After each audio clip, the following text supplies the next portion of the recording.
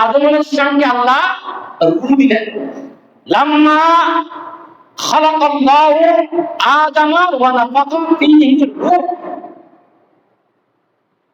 যখন আল্লাহ আদম আলাইহিস সালামকে সৃষ্টি করলেন তখন তার ভিতরে একটা রূহ দিয়ে, প্রাণ দিয়ে আল্লাহ একটা ফু দিলেন। সুবহানাল্লাহ। আতাশা আদমু ফাকালা আলহামদুলিল্লাহ, যখন আদম আলাইহিস সালামের লড়াচড়া হলো তখন আদম আলাইহিস সালাম চোখ খুলে সর্বপ্রথম আল্লাহর শুকরিয়া আদায় করলেন, আলহামদুলিল্লাহ। সুবহানাল্লাহ। এই ফুটা দেওয়ার পর আদম আলাইহিস সালাম একটা হাসি দিলেন,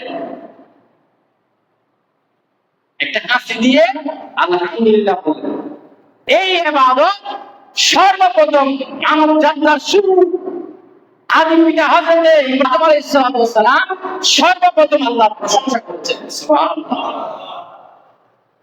এখান থেকে একটা মাসালা হলো যে আমাদের যে হাসি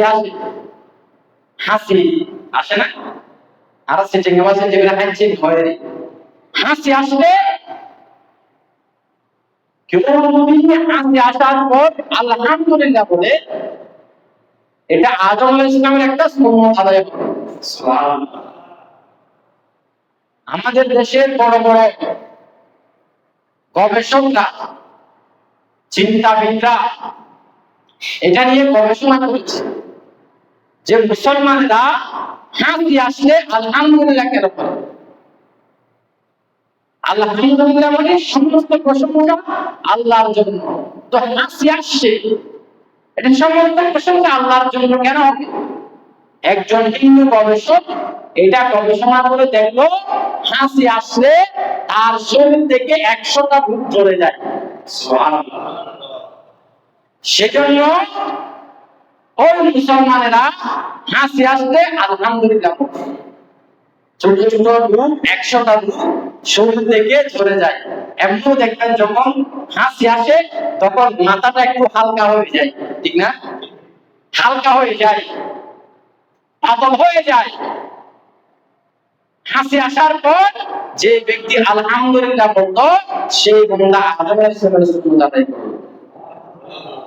এবং মানব যাত্রার শুরু আলহামদুলিল্লাহ দিয়ে, আর মানব যাত্রার শেষ তাও আলহামদুলিল্লাহ দিয়ে।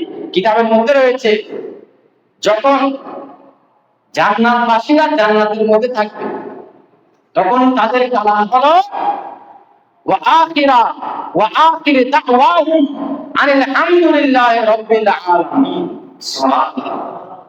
বেহেশতের জান্নাতীরা জান্নাতে গিয়ে তাদের শেষ কথা সেটা হলো আল্লাহর দরবারে শুকরিয়া আদায়।